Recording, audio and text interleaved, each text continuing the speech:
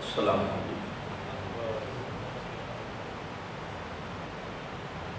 الحمدللہ نحمده ونستعینه ونستغفره ونؤمن به ونتوکل علیہ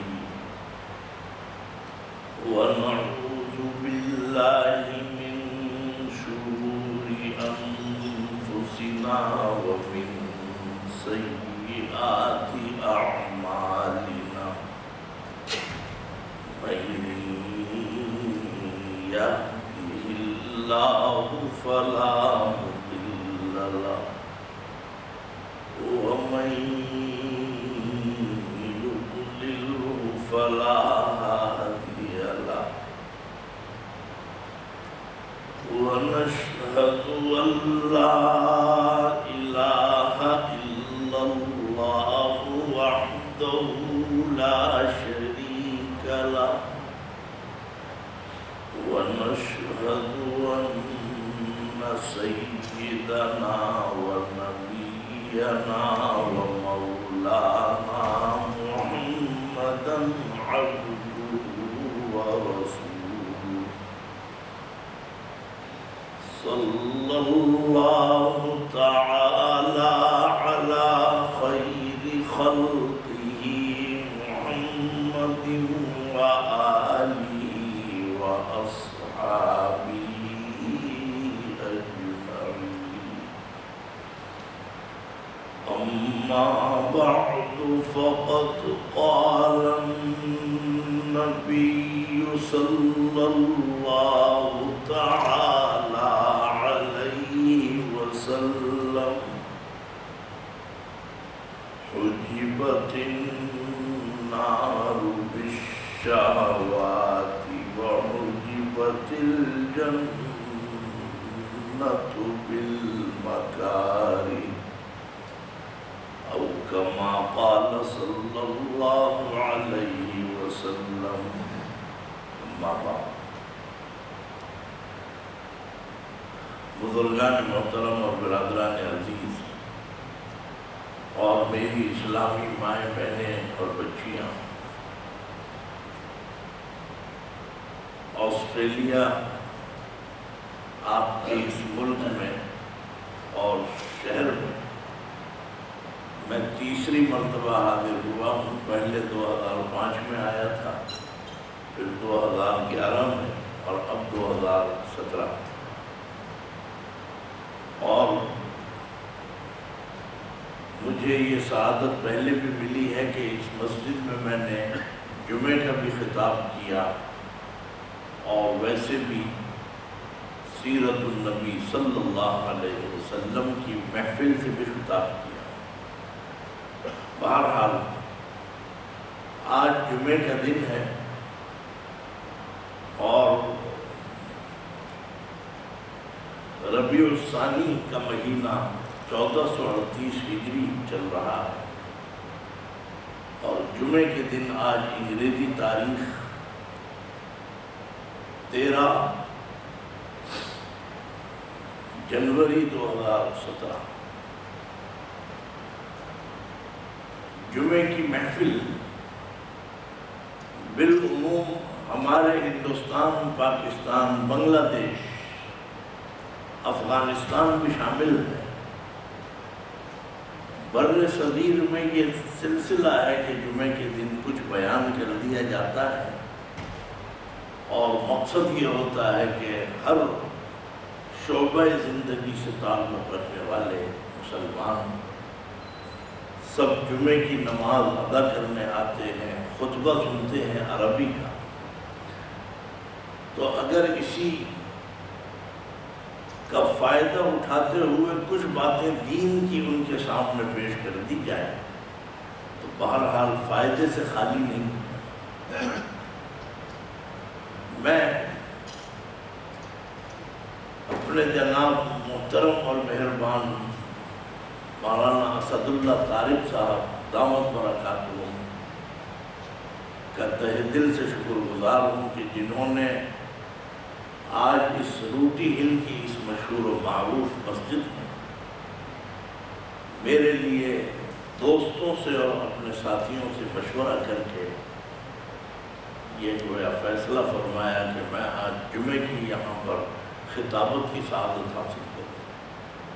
میرے بڑے بھائی مولانا نظام الحق تھانوی بھی موجود ہیں اور یہ بھی واسطہ بنے، اللہ تعالیٰ انہیں بھی جزائے خیر عطا فرمائے۔ خیر الکلام ما قل و ما دل،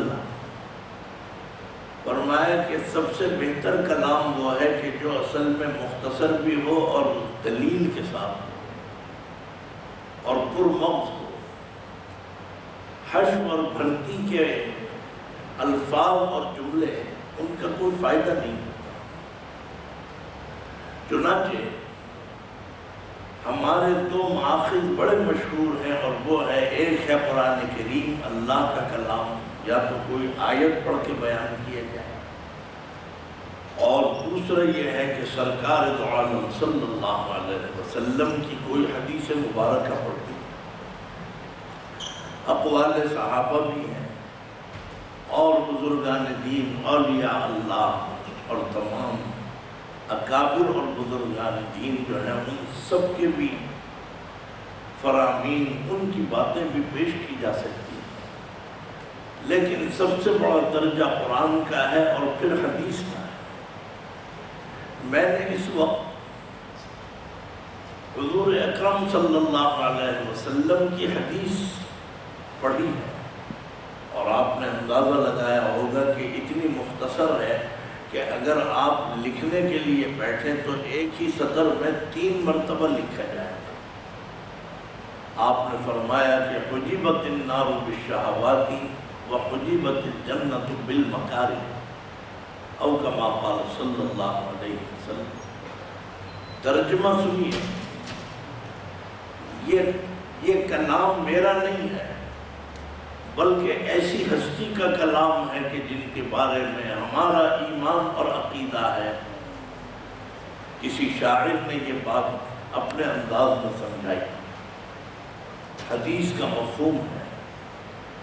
فرمایا کہ ہوتا نہ تیرا نور گر کچھ بھی نہ ہوتا جلوہ گر، ہوتا نہ تیرا نور گر کچھ بھی نہ ہوتا جلوہ گر، تیرے سبب یہ سب بنا صلی علی محمد۔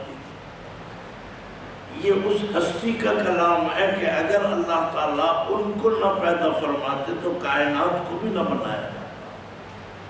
کائنات کا ذرہ ذرہ قیامت تک جتنے بھی مخلوقات آئیں گی یہ سب کے سب مرہون منت ہیں سرکار دو عالم صلی اللہ علیہ وسلم کی۔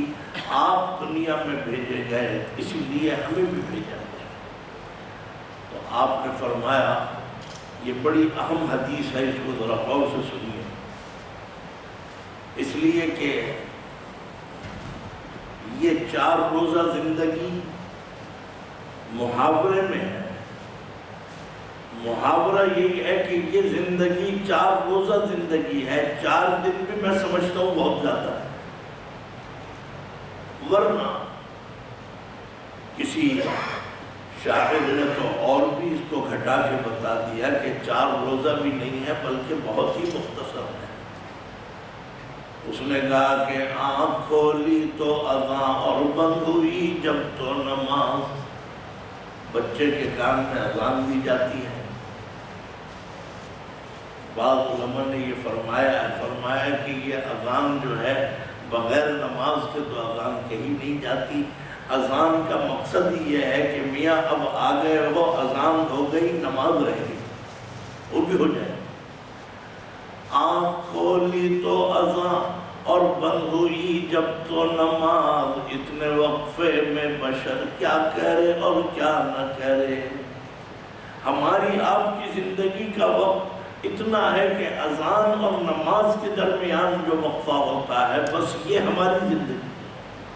میرے دوستوں اور بزرگوں، اس زندگی کو کارآمد بنانا ہے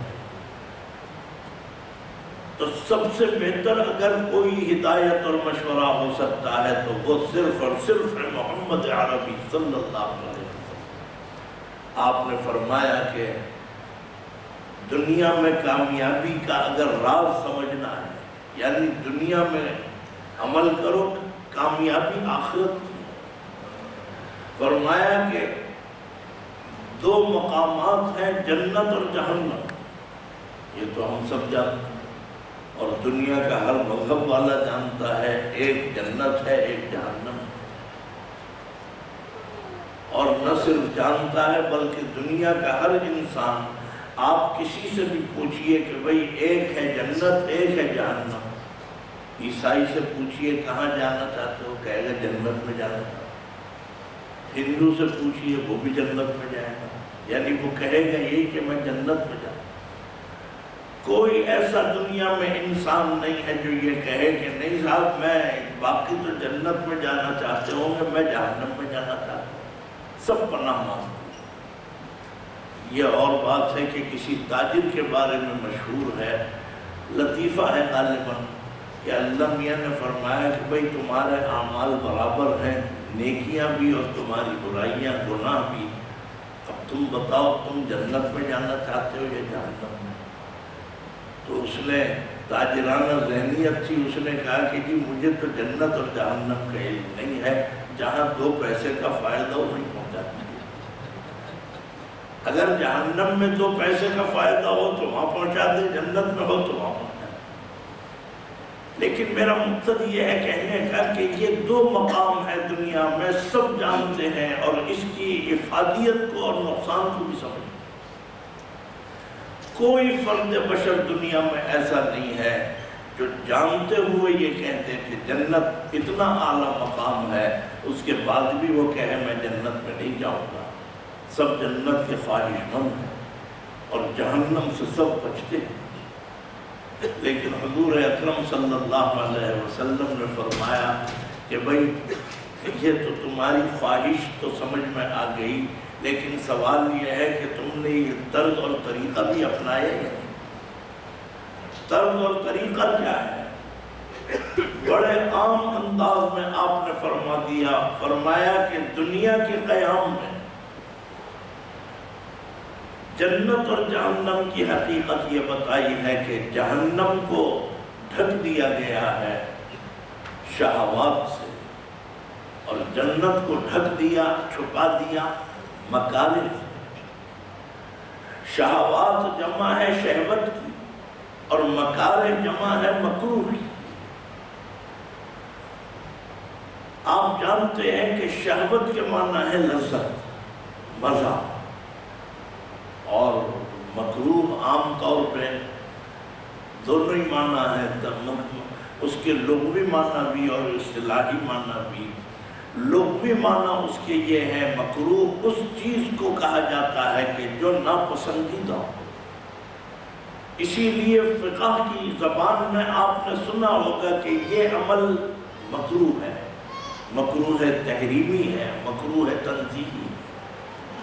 مطلب یہ ہے کہ اگر مکروہ تحریمی اور مکروہ تنزیہی آئے تو آپ اس کو بھی چھوڑ دیں اور اس پر عمل نہ کریں، اس لیے کہ مکروہ کے تو معنی ہی برے ہیں۔ تو آپ اللہ اور رسول کی محبت میں اس برے عمل سے بچنا چاہیے۔ تو میں نے عرض کیا کہ مکارہ مکروہ سے، شہوات شہوت سے۔ آپ نے فرمایا کہ جہنم کو شہوت سے ڈھک دیا گیا۔ فرمایا جتنی بھی لذتیں اور جتنے مزے کے کام ہیں نفسانیت کے، شہوانیت کے، یہ سب وہ چیزیں ہیں کہ جو جہنم کی طرف لے کے جا رہی ہیں۔ اور اس میں کوئی شک نہیں کہ بہرحال گناہ میں مزہ ہے۔ میں عذرو حدیث نہیں یہ بات کہہ رہا ہوں، گناہ میں مزہ تو آتا ہے، گناہ میں مزہ آتا ہے. بعض لوگ یہ کہتے بھی ہیں کہ مولوی صاحب آپ نے کبھی گناہ کیا ہو تو ہم دیکھیں, آپ کو تو پتہ ہی نہیں گناہ ہوتا کیا ہے. مطلب یہ کہ کر کے تو دیکھیے, پھر آپ بھی کہنا چھوڑ دیں گے کہ گناہ ہوتا ہے. ان کے ذہن میں یہ ہے کہ مولوی صاحب کو پتہ نہیں گناہ کہتے کسے, کبھی کروا کے دکھا دو پھر شاید اپنا موقف بدل دیں. حالانکہ یہ بات نہیں. وہ تو مسلمان ہی نہیں کہ جو گناہ کی حقیقت کو نہ پہچانے. جو یہ کہے کہ حضرت علی کرم اللہ وجہہ کے زمانے میں یہ کہا گیا ایک صاحب کے بارے میں کہ یہ ہمارے فلانے بزرگ ہیں اور ان کا اتنا اونچا مقام ہے, اتنا اونچا ان کا درجہ ہے, اور یہاں تک کہہ گئے کہ اتنے پہنچے ہوئے بزرگ ہیں کہ انہیں تو پتہ بھی نہیں گناہ کہتے کسے. تو حضرت علی کرم اللہ وجہہ نے لا حول ولا قوت الا باللہ پڑھی. فرمایا وہ تو سب سے بڑا شیطان ہے, اس لیے کہ جسے یہ پتہ ہی نہیں کہ گناہ کہتے کسے, خوب گناہ کرتا ہوگا. یہ کوئی کمال تو نہیں ہے, یہ کوئی تقوی نہیں ہے کہ یہ ہمیں تو گناہ کا پتہ ہی نہیں. تقوی یہ ہے کہ گناہ کی حقیقت کو آپ سمجھتے ہوئے پھر اللہ اور رسول کی آپ گویا خوشنودی میں اس کو چھوڑیں, یہ ہے تقوی. تو معلوم ہوا کہ یہ سمجھنا کہ جی ہمیں تو گناہ کا پتہ ہی نہیں. میرے والد محترم ایک شعر سناتے تھے کبھی کبھی. فرمایا کہ میاں بات یہ ہے, لوگ کہتے ہیں گناہ میں مزہ آتا ہے اسی لیے ہم کرتے ہیں, کیا کریں مجبور ہیں. فرمایا کہ اگر ہم آپ کو اور کوئی چیز ایسی بتا دیں جو اس سے گناہ سے زیادہ مزیدار, کیا؟ فرمایا کہ کسی شاعر نے یہ بات بتائی تھی کہ گناہ سے بڑھ کے بھی ایک چیز ہے بڑی مزیدار ہے اور اس میں پکڑ بھی نہیں ہوگی. فرمایا کہ لڈو میں نہ پیڑے میں نہ برفی میں مزہ ہے, لڈو میں نہ پیڑے میں نہ برفی میں مزہ ہے, جو حضرت کھجلی کے کھجانے میں مزہ ہے. فرمایا کھجانے میں تو اور بھی مزہ آتا ہے, لیکن آپ کو پتہ ہے کہ کھجانے کا جو مزہ آتا ہے یہ بیماری کا مزہ ہے. جس کی جلد میں بیماری پیدا ہو گئی ہو, ایک بیماری کا مستقل نام ہی اس کا خارش ہے, تو یہ تو کوئی اچھی علامت نہیں. فرمایا کہ گناہ میں مزہ ان لوگوں کو آتا ہے کہ جن کا ایمان کمزور اور بیمار ہو, اور جن کے ایمان میں تازگی ہو, طاقت ہو, توانائی ہو اور صحت مند ہو. فرمایا کرنا تو کجا, گناہ دیکھا بھی ہے تو ان کو خون کی الٹی ہو گئی, کیا نہیں لیکن گناہ دیکھنا بھی برداشت نہیں. تو میں نے عرض کیا کہ دنیا میں حضور نے فرما دیا کہ جہنم کو اصل میں گناہوں سے اور مزیدار لذتوں سے ڈھک دیا گیا ہے. اگر آپ لذتوں میں اور مزے میں لگیں گے تو اس کا مطلب یہ ہے کہ آپ نے خود یہ انتخاب کر لیا کہ جہنم آپ نے خرید لی. جہنم کا پردہ وہ چادر جس سے ڈھکی ہوئی تھی, جہنم وہ آپ نے خود وہ حجاب ختم کر دیا. حجبت النار کے معنی ہے جہنم کو چھپا دیا گیا, یعنی ڈھک دی گئی. تو اب آپ سمجھے کہ جہنم محض نفسانی چیزوں کا نام اور لذتوں میں لگنے کا نام, اس کے نتیجے میں جہنم میں انسان جاتا ہے. اور اگر آپ اللہ اور رسول کی خوشنودی میں ان لذتوں کو چھوڑ دیں, ان مزوں کو چھوڑ دیں. خواجہ عزیز الحسن مجذوب رحمۃ اللہ علیہ کا بڑا اچھا بیان فرمان ہے, ان کا ایک شعر ہے. فرمایا کہ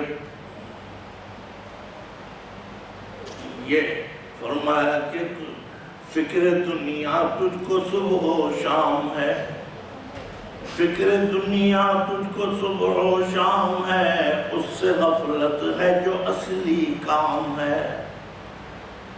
فکر دنیا تجھ کو صبح و شام ہے, اس سے غفلت ہے جو اصلی کام ہے. اصلی کام کیا ہے؟ فرمایا کہ کچھ دنوں سہل مشقت دین کی، کچھ دنوں سہل مشقت دین کی، پھر تو بس آرام ہی آرام ہے۔ دین کے راستے کو اپنا لو اور اختیار کر لو، اس میں کوئی شک نہیں کہ اس میں تکلیفیں ہیں، مشکلات ہیں، کٹھنائیاں ہیں، پریشانیاں ہیں، لیکن فرمایا کہ اس پریشانیوں کو اور تکلیفوں کو اگر تم اللہ کی خاطر برداشت کر لو، یہ زندگی ختم ہونے والی ہے۔ فرمایا اس کے بعد جو اللہ تعالیٰ تمہیں جنت کا مقام عطا فرمائیں گے تو وہاں راحت ہی راحت ہوگی، تکلیف نہیں ہوگی۔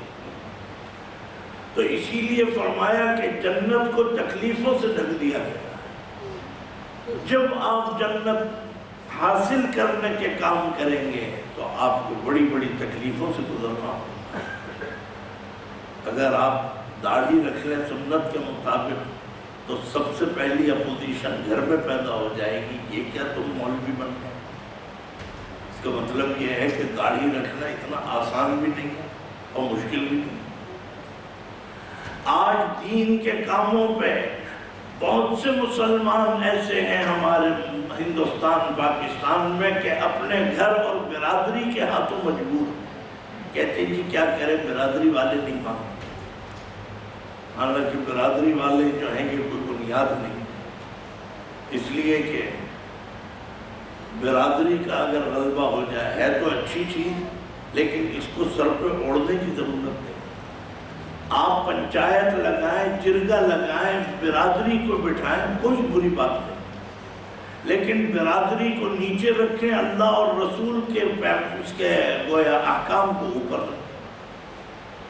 وہ ایک شخص تاڑ کے درخت سے گر گیا تو لوگ آئے اسے بچانے کے لیے، اس کو گویا دیکھیں ریسکیو کرنے کے لیے کہ بھائی اسے کوئی تکلیف ہو گئی ہو، وہ بیچارہ تڑپ رہا ہے۔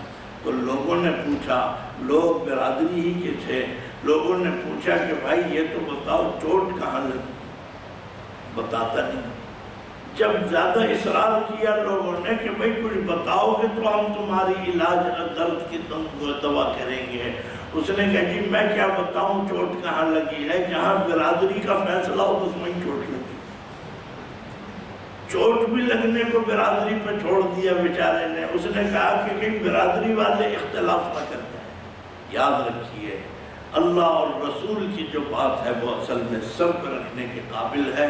برادری بھی قابل احترام، آپ کے بزرگ بھی قابل احترام، لیکن فرمایا کہ لا طاعت لمخلوق فی معصیت الخالق، او کما قال صلی اللہ علیہ وسلم، کہ اللہ اور رسول کے سامنے کسی کی اطاعت اور فرمانبرداری کی اجازت نہیں۔ تو بہرحال عرض کرنے کا منشا یہ ہے کہ جنت اس طریقے سے حاصل نہیں ہوتی، پھولوں کی سیج پہ نہیں ملتی۔ خواجہ صاحب کا شعر پڑھ کے میں ختم کر دوں۔ فرمایا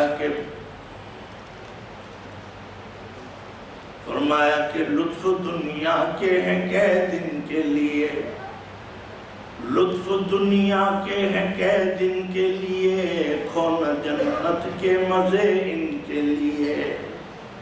اور یہ بھی فرمایا کہ دیکھ جنت اس قدر سستی نہیں، بحر غفلت یہ تیری ہستی نہیں، بحر غفلت یہ تیری ہستی نہیں، دیکھ جنت اس قدر سستی نہیں۔ اتنی سستی نہیں ہے کہ آپ یہ کہیں صاحب میں تو اصل میں میرے ماں باپ مسلمان اور میں بھی مسلمان، اور بعض لوگ اس سے بھی بڑھ کے کہتے ہیں آپ کو پتہ نہیں میں پیران پیر کا غلام ہوں۔ اچھا، اگر آپ حضرت غوث پاک کے حضرت سیدنا شیخ عبد القادر جیلانی رحمۃ اللہ علیہ کی محبت اور ادب احترام رکھتے ہیں، سبحان اللہ، سب کو رکھنی چاہیے، ہم بھی رکھتے ہیں، لیکن حضور اکرم صلی اللہ علیہ وسلم سے بڑھ کے کس کا مقام ہوگا؟ آپ نے اپنی چہیتی صاحبزادی حضرت فاطمہ سے فرمایا تھا، یا فاطمہ انقذی نفسک من النار فإنی لا اغنی عنک من اللہ شیئا، او کما قال صلی اللہ علیہ وسلم۔ اے فاطمہ، حضور اپنی چہیتی بیٹی سے فرماتے ہیں، فرمایا اے فاطمہ اگر تم چاہتی ہو کہ آتش جہنم سے بچ جاؤ تو اپنے ایمان اور عمل سے کوشش کرنا، یہ نہ سمجھنا کہ نبی ذاتی ہو تو بخشی جاؤ۔ معلوم ہوا کہ نسبتیں سب ایک طرف قابل احترام ہیں، لیکن جنت حاصل کرنے کے لیے آپ کو بہرحال محنت کرنی پڑے گی۔ سردی میں بھی نماز پڑھنی ہے، گرمی میں بھی پڑھنی ہے، بارش میں بھی پڑھنی ہے، اور جتنے دین کے تقاضے ہیں اور شریعت کے تقاضے ہیں آپ ان کو سامنے رکھیں اور اللہ اور رسول کے فرمان کو پورا کریں۔ دنیا اور دنیا والوں کی باتوں کو آپ چھوڑ دیں۔ بہرحال یہ اس میں بتایا گیا ہے کہ جنت اور جہنم یہ خود تمہارے اختیار میں ہے۔ یہ سمجھنا کہ اللہ میاں نے جہنم میں ڈال دیا اور اللہ میاں نے جنت میں بھیج دیا، فرمایا یہ تو صحیح ہے، لیکن اس میں تمہارا بھی دخل ہے کہ تم نے جو پردہ تم نے ہٹایا جہنم سے ہٹاؤ گے تو جہنم میں جاؤ گے، جنت کا ہٹاؤ گے تو پھر گویا جنت کے اندر جاؤ گے۔ یہ اس کا حاصل تھا۔ اللہ تعالی ہمیں اور آپ کو عمل کی توفیق عطا فرمائے۔ وآخر دعوانا الحمدللہ رب العالمین۔